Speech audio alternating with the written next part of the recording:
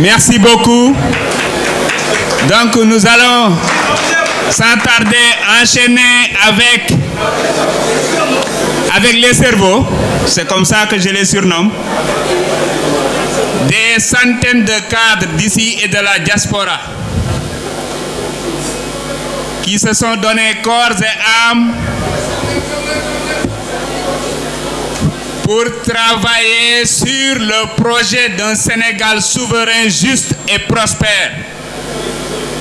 Et une fois ce projet-là réalisé, vous allez voir Benen Sénégal, Inch'Allah.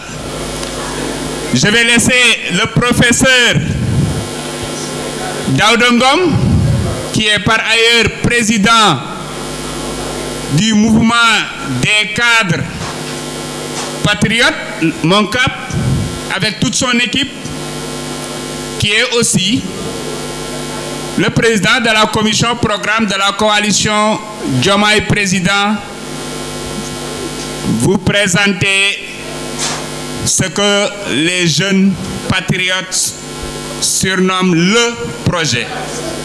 Aujourd'hui, c'est le projet qui est en train d'être célébré et le projet est porté par Bassirou Diomaye Diakhar Faye.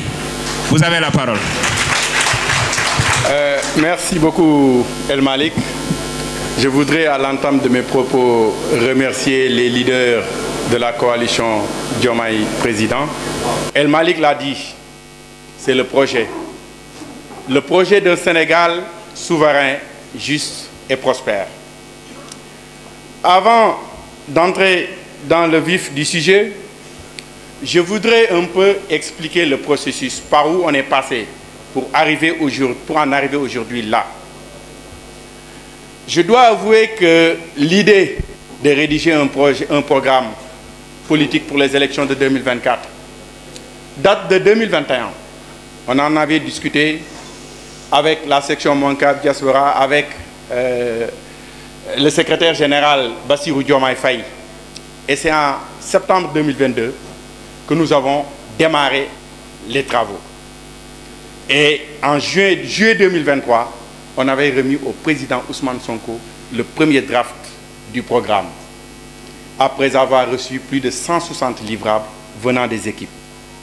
Je dois dire que nous avons eu à enrôler 1400 cadres du Sénégal et de la diaspora, autour de 36 thématiques, avec 360 experts, avec un comité de lecture, un comité de pilotage qui avait un pôle coordination et un pôle suivi, mais également un comité de synthèse. Donc, les différentes étapes par lesquelles on est passé, c'est d'abord la phase de production, je l'ai dit, de septembre 2022 à avril 2023, avec les livrables. Ensuite, il y a eu une phase de lecture, c'est une équipe qui était chargée de lire et d'apporter des corrections dans les productions.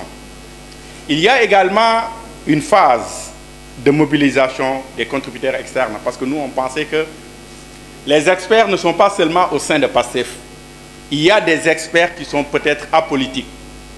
Et on a cherché à travers le pays des Sénégalais qui ont la compétence, mais qui ne sont pas politiques. Et on les a saisis pour leur dire, nous sommes en train de rédiger notre programme politique. Nous voudrions avoir des propositions dans votre domaine. Et donc, nous avons mobilisé ces contributeurs externes et nous sommes passés à la phase de synthèse en synthétisant ce que nos cadres ont produit et ce que les experts externes ont produit. Et c'est ce qui nous a amené aujourd'hui à présenter de 5 axes articulés autour de 15 orientations. La vision de la coalition Diomaye Président, c'est de faire du Sénégal une nation juste, prospère, souveraine, ancrée dans nos valeurs. Cette vision prône la nécessité de trouver les nouvelles voies de développement économique et social du Sénégal se fondant sur les valeurs que sont le travail, l'éthique et la fraternité. Et cette vision est déclinée autour de 5 grands axes. le renouveau institutionnel et l'engagement africain, l'économie endogène et la souveraineté alimentaire, capital humain et qualité de vie, sciences, technologies, innovation et infrastructures durables, sécurité nationale et rayonnement international. Je dois dire que dans le cadre de cette présentation, j'ai choisi des points clés.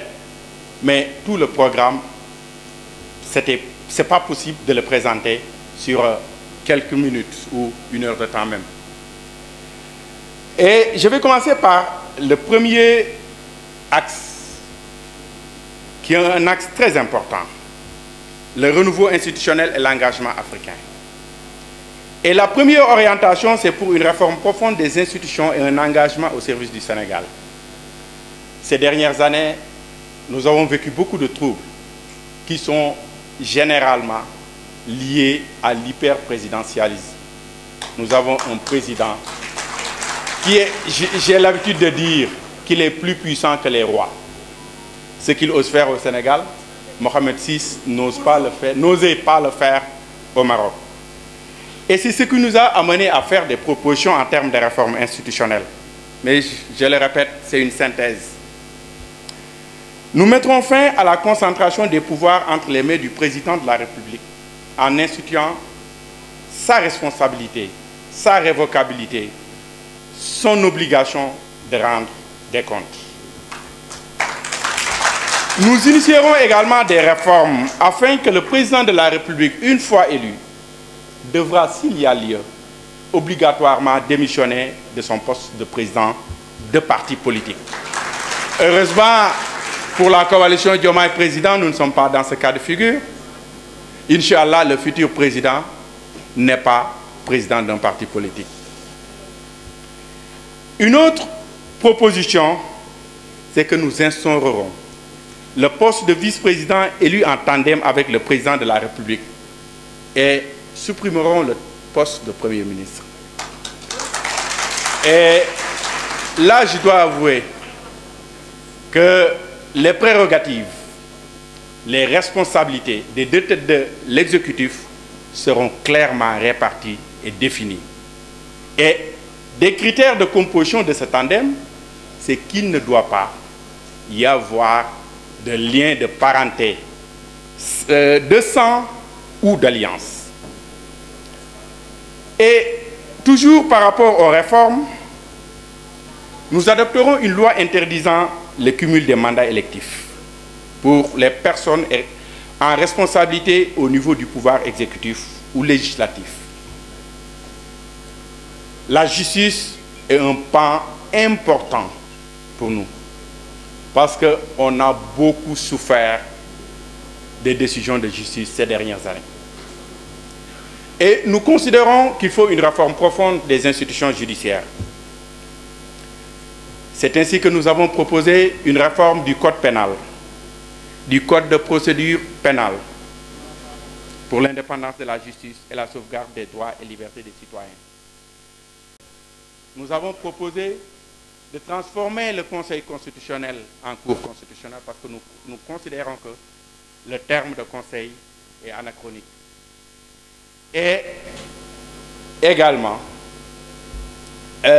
l'État a déjà créé le procureur financier.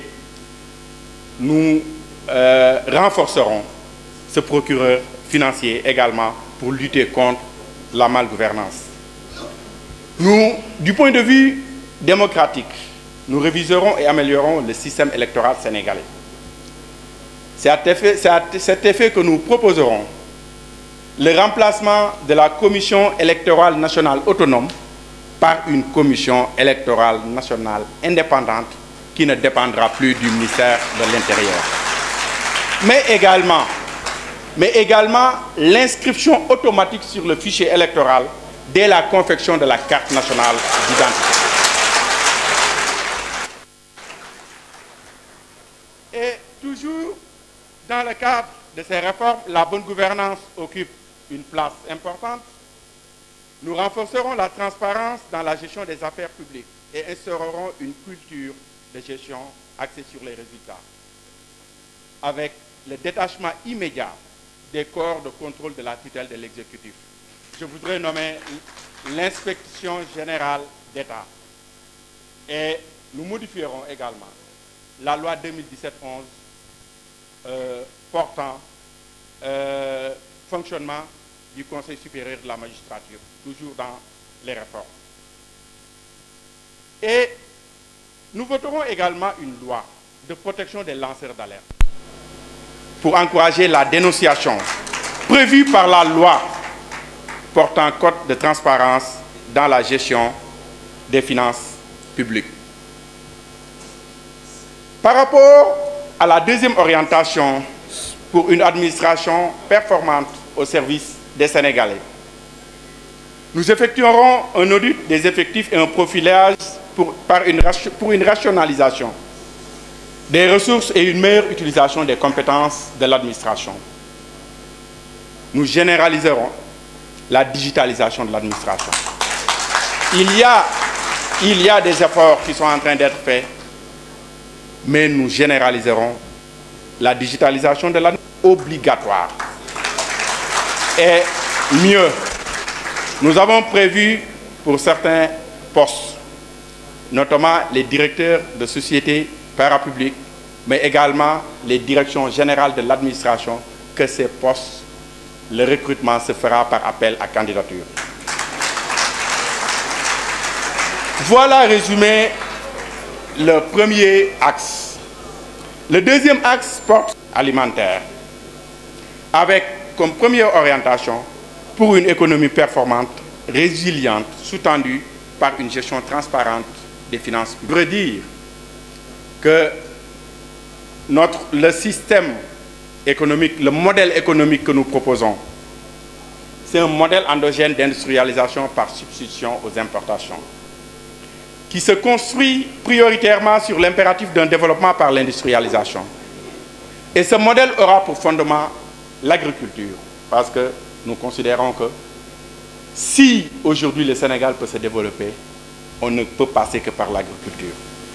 Donc l'agriculture sera la rampe de lancement, l'industrie sera le relais et la finance au service du développement. Nous rationaliserons les dispositifs existants de financement de notre économie. La BNDE, le Fonds 6, le Fonds JIP, la délégation à l'entrepreneuriat rapide. Tous ces dispositifs, nous les rationaliserons, nous les fusionnerons par la création d'une seule et unique banque publique d'investissement. Nous affirmerons une approche de développement à partir de 8 pôles régionaux. Déjà, dans son ouvrage « Les territoires du développement », le président Ousmane Sonko avait identifié 8 pôles. Le premier, c'est le Sine Saloum, qui regroupe la région de Kaolack, de Fatick et de Kaffrine, la région de Diourbel, la Casamance, qui va regrouper la région de Kolda, de Sédhiou et de Ziguinchor, le Waalo, la région de Saint-Louis et une partie de la région de Matam. Le Ferlo, qui est la zone sylvopastorale, regroupera la région de Louga et une partie de la région de Matam.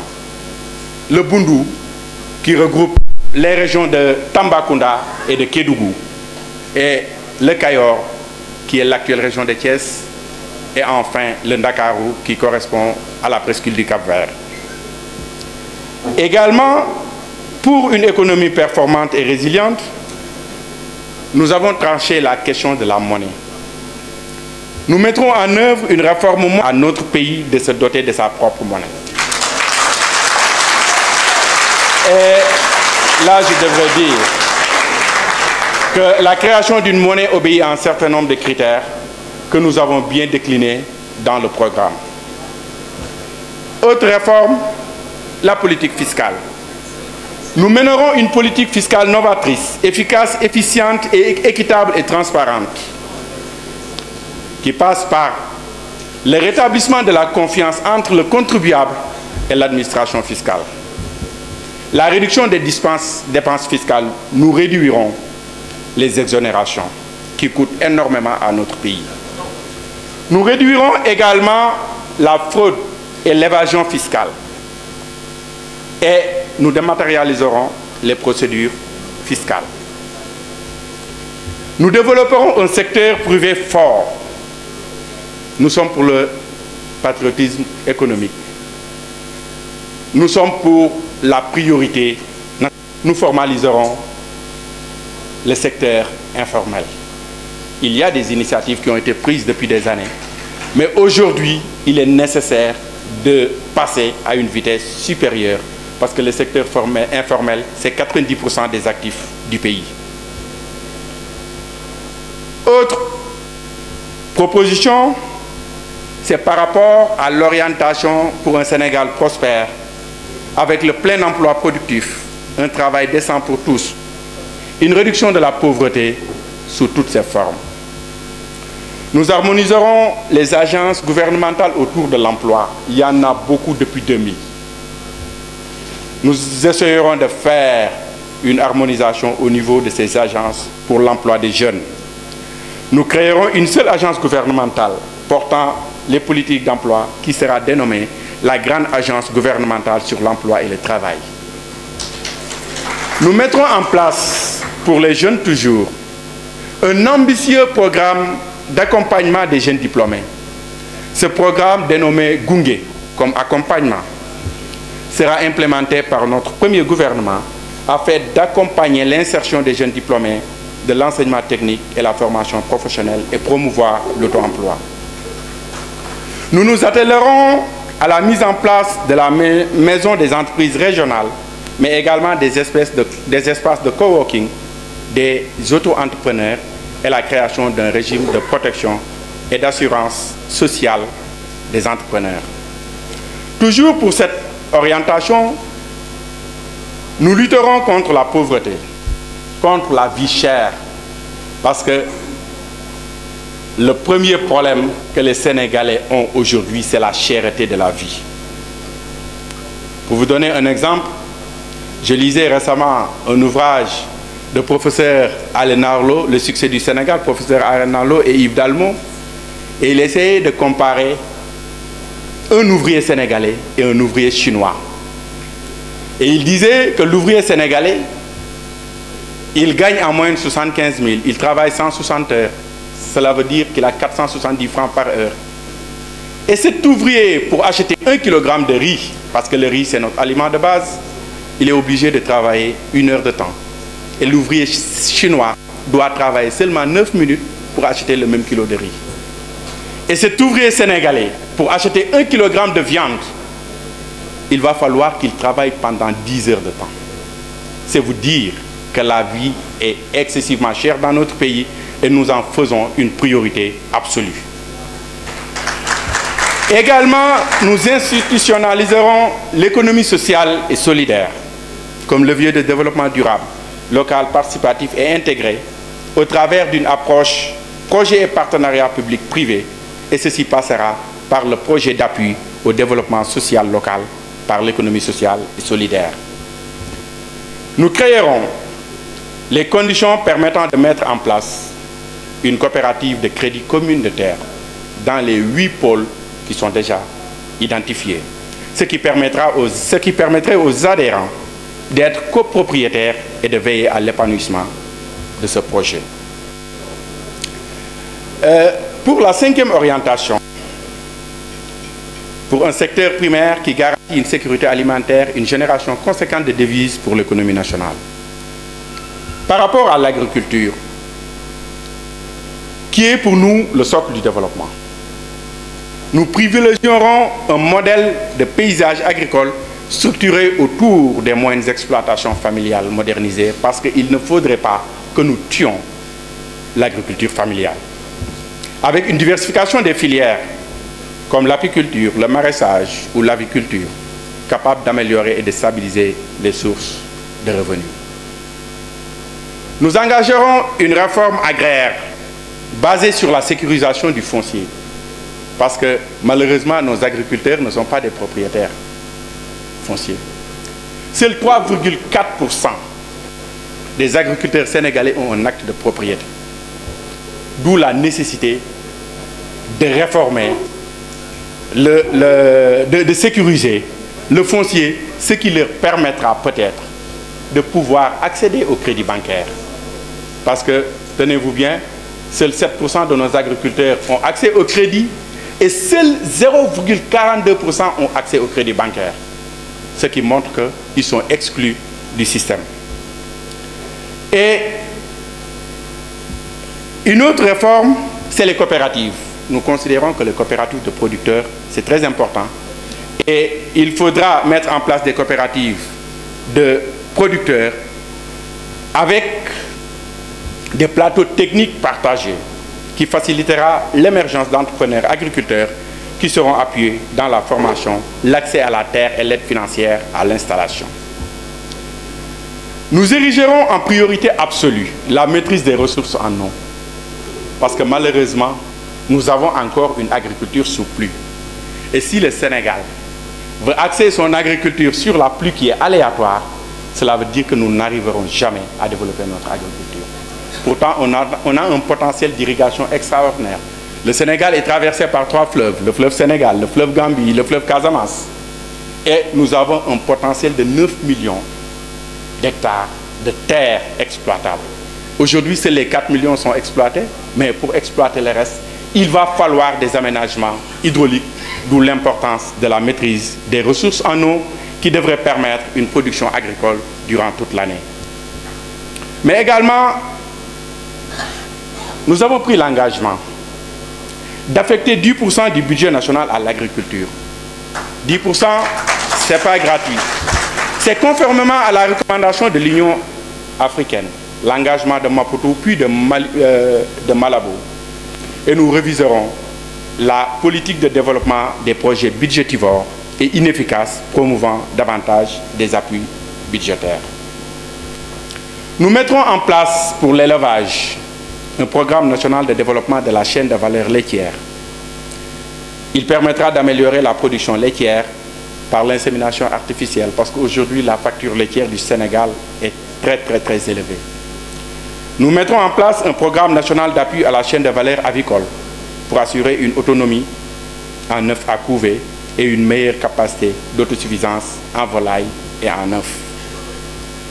Nous mettrons en place un programme de développement et de modernisation des infrastructures et équipements d'abattage, de stockage et de transformation. Par rapport au secteur de la pêche, un secteur aussi très important pour nous parce que nous considérons que le secteur tertiaire, primaire, l'agriculture, l'élevage et la pêche devraient être le socle de notre développement. La pêche, nous réserverons prioritairement la zone des 12 000 miles. Je crois que c'est 22 km environ, ou 24 km, à l'exercice de la pêche artisanale. Parce qu'aujourd'hui, les bateaux étrangers sont en train de piller nos côtes avec les contrats de pêche. Et dans la littérature, on nous dit que ce que la pirogue artisanale pêche en un an, c'est ce que le bateau industriel peut pêcher en un jour. Nous renforcerons également le dispositif de surveillance maritime, parce que c'est un problème pour nous autres Africains. On nous dit que seuls 20% des bateaux étrangers dans le littoral ouest déclarent leur position. Les gens ne connaissent pas leur position et on ne sait pas ce qu'ils font dans les fonds marins. Même s'ils déclarent qu'ils pêchent une seule espèce, les pêches accidentelles, c'est des quantités énormes encore. Et enfin, pour la pêche, nous suspendrons et évaluerons tous les accords de pêche de la zone économique exclusive et auditerons le pavillon sénégalais. Pour le développement du tissu industriel, basé sur la transformation de ce que nous produisons et la promotion des champions locaux, nous impulserons une industrialisation structurée, pérenne de l'économie sénégalaise, reposant sur un modèle inclusif et transversal. Nous essorerons pour chaque grand pôle régional des zones industrielles avec les prérequis, électricité, eau, moyens de communication, pour faciliter l'implantation et le développement des entreprises transformatrices. Et nous mettrons en place un plan d'accélération industrielle du Sénégal. Et je dois dire que que l'industrie de la transformation agricole occupe une place très importante. Parce que la transformation de nos produits, ça ne fait même pas 20%, c'est entre 13 et 20%, d'après les chiffres. Quand vous allez dans un pays comme en Afrique du Sud, c'est 76%. Donc, ce qui fait que nous mettrons en place un plan d'accélération industrielle du Sénégal et nous ferons de la transformation des produits agricoles, des produits forestiers, des produits d'élevage, comme un levier de promotion du consommé local. Le troisième axe porte sur le capital humain et la qualité de vie. Et la première orientation de cet axe porte sur l'éducation. Une éducation de masse, de qualité accessible, performante et en parfaite adéquation avec le monde du travail.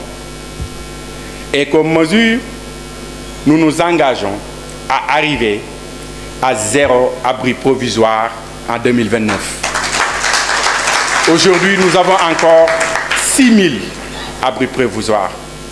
Et la figure que vous voyez, c'est des types de bâtiments appelés UBM et qui fait, pour un bâtiment de 4 classes, on peut construire ça en 24 heures pour un coût de 15 millions. Cela veut dire que nous avons le potentiel pour résorber les abris provisoires. Nous mettrons en place un ambitieux programme de recrutement d'enseignants pour résorber le gap au plus tard en 2029. D'après les standards de l'UNESCO, c'est un enseignant pour 45 élèves. Dans nos classes, nous dépassons largement ces standards. Nous généraliserons l'utilisation des langues nationales dans le système d'éducation et de formation. Parce que nous considérons qu'il faut apprendre dans sa langue. Nous renforcerons le programme d'appui à la modernisation des daara et procéderons à une cartographie participative exhaustive de l'ensemble des daara et écoles coraniques du Sénégal. Et nous construirons de nouveaux instituts spécialisés en vue d'assurer l'éducation de tous les enfants et jeunes en situation de handicap. Le handicap occupe une place importante dans notre programme politique. Nous redéfinirons le portefeuille de formation dans les universités publiques. Parce qu'on nous a toujours, peut-être c'est à tort, on nous a toujours accusé à l'université que nous formons des produits qui ne sont pas adaptés au marché de l'emploi.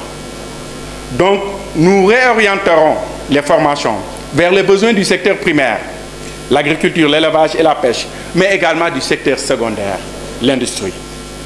Les enseignements portant sur le secteur tertiaire seront repensés en mettant l'accent sur le digital, le numérique, aujourd'hui on dit que le numérique c'est 5% du PIB mondial pour montrer son importance, les nouvelles technologies, l'entrepreneuriat et le leadership. Dans le domaine de l'éducation toujours, nous résorberons le déficit en personnel pour les universités, en personnel d'enseignement et de recherche sur une période de 5 ans, par le recrutement massif de personnel d'enseignement et de recherche, afin d'amener le taux d'encadrement à un enseignant pour 30 à l'horizon 2029. Actuellement, le taux varie selon les universités, mais à l'UCAD, on est au moins à un enseignant pour 60 étudiants, ce qui constitue un vrai problème. Ce qui fait que pour l'UCAD, nous avons un programme spécial. Nous élèverons et mettrons en œuvre un plan spécial de désengorgement de l'université Cheikh Anta Diop de Dakar, qui accueille aujourd'hui 60% de la population étudiantine du Sénégal. Et ce sont les autres universités, c'est l'UVS qui prend plus de 20%. Pour cela, il va falloir augmenter la capacité d'accueil des universités régionales. Toujours par rapport à l'enseignement supérieur et à la formation professionnelle, nous mettrons en place des universités technologiques en rapport avec les 8 pôles de développement économique. Parce que malheureusement, nous formons aujourd'hui que des bacheliers littéraires. Si on vous dit 80% des bacheliers du Sénégal, c'est des bacheliers littéraires, ça veut dire que le mal est profond et qu'il va falloir réorienter. Nous renforcerons la carte nationale des établissements d'enseignement technique et de formation professionnelle en mettant l'emphase sur les formations professionnelles orientées vers l'exploitation des ressources dont dispose le pays. Je veux nommer le gaz, le pétrole, le tourisme, l'artisanat, la pêche, l'élevage et l'agriculture. Et nous ferons la promotion de la formation duale, parce que souvent on nous dit qu'on donne trop de connaissances théoriques, mais pas assez de compétences. Donc nous ferons la promotion des formations duales avec une partie pratique au moins 3/5 du temps en entreprise et la théorie à l'école. Et ce sera sous forme de partenariat entreprise-université avec des subventions d'impôts ou salariales pour les apprentis. Pour la 8e orientation, la santé. La santé qui est également un pan important. Comme j'ai l'habitude de le dire, un pays qui ne peut pas nourrir ses enfants, c'est l'agriculture. Qui ne peut pas soigner sa population, c'est la santé. Et qui ne peut pas éduquer ses enfants, c'est l'éducation. Ne pourra jamais aspirer au développement. Donc la santé occupe une place importante dans notre programme. Et place de la couverture maladie. Parce que nous voudrons prendre en charge la prévention de la maladie. Nous généraliserons l'assurance maladie à toutes les personnes handicapées, titulaires de la carte d'égalité des chances, et nous proposerons un système de financement viable. Nous mettrons en place un programme spécial de résorption du déficit en équipement et matériel nécessaires à une bonne prise en charge des malades dans nos hôpitaux. Parce que les Sénégalais malades, parfois, sont évacués qui font la différence. Nous lancerons dans le domaine de la santé des programmes très importants. Le premier, Xalé Tay Magi Ëllëg, qui est destiné aux enfants de 0 à 15 ans pour les soins promotionnels et préventifs organisés. Le deuxième, Keparu Magni, destiné aux personnes âgées, dont l'objectif est la mise en œuvre d'un plan national sur le vieillissement. Parce que nous sommes jeunes aujourd'hui, mais demain nous serons vieux. Et le troisième, c'est Tilabok. Tilabok, c'est destiné aux personnes vivant avec un handicap. Et il se focalisera sur l'appui et l'accompagnement des personnes à mobilité réduite et la dotation de cartes d'égalité des chances et d'accès aux soins pour ceux qui sont sans emploi. Nous prendrons des mesures de soutien aux femmes. L'autonomisation des femmes aussi occupe une place importante dans notre programme politique. Des mesures de soutien aux femmes entrepreneurs en jugulant les obstacles qui les empêchent de créer ou de développer des entreprises. Nous lutterons contre les violences basées sur le genre. Nous garantirons l'accès des femmes à la propriété foncière et aux ressources naturelles. Moins de 5% des femmes accèdent à la terre. Et nous élargirons l'autorité parentale de la femme. Ces derniers temps,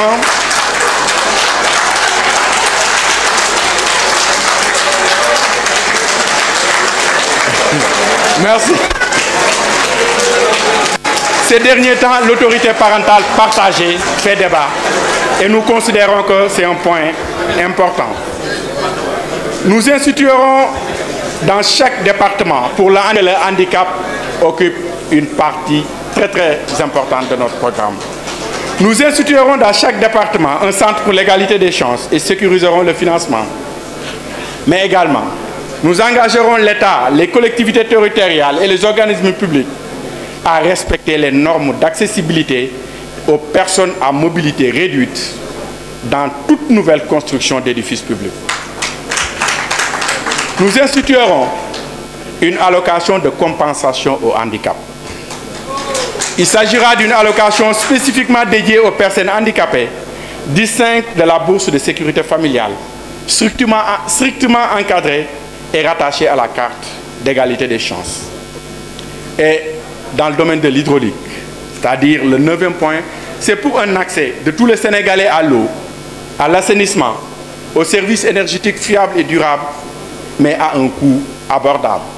Le Sénégal fait partie des pays en Afrique de l'Ouest où l'électricité est le plus chère. Pour l'hydraulique, pour l'hydraulique, nous garantirons la maîtrise des ressources en eau. Je vous le disais tout à l'heure, notamment le canal du Cayor, le canal du Bawol, le canal du Gandiol. Nous créerons un lycée maritime technique.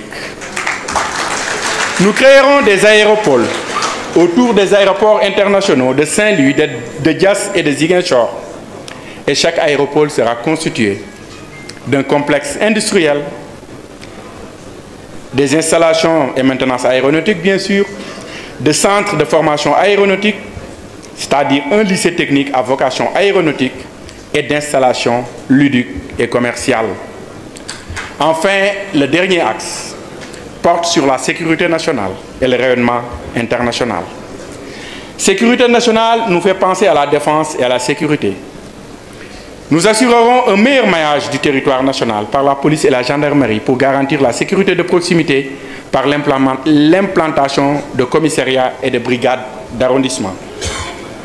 Mais nous préserverons les fondamentaux identitaires de nos forces de défense et de sécurité avec un retour à l'orthodoxie militaire afin que ces FDS ne servent pas de police politique. Nous avons vécu dernièrement des événements douloureux avec des confrontations entre les forces de l'ordre et les jeunes Sénégalais. Nous améliorerons les capacités de réaction des sapeurs-pompiers, toujours dans le domaine de la sécurité, en cas de catastrophe, y compris la capacité de réponse aux catastrophes naturelles. Nous renforcerons le rôle du Centre des hautes études de défense et de sécurité et du service civique national pour juguler la perte de valeur engendrée par un déficit de civisme et de patriotisme. Mais également, dans le domaine du tourisme, de façon synthétique, nous promouvrons un tourisme intégré et ancré dans les territoires et les réalités. Et pour cela, la préservation de nos écosystèmes, de la biodiversité aideront à promouvoir l'écotourisme. Nous mettrons en œuvre de nouveaux plans touristiques articulés autour des niches vitales de l'économie nationale, c'est-à-dire le pétrole et le gaz que nous attendons impatiemment. Et nous élaborerons des projets et programmes de provincialisation du tourisme. Nous valoriserons les 718 km de côtes et les nombreux plans d'eau, fleuve Casamance et Sénégal, lac Rose, lac de Guiers, via le tourisme balnéaire et l'écotourisme. Toujours pour la culture, nous soutiendrons efficacement les industries et les entreprises culturelles dans la création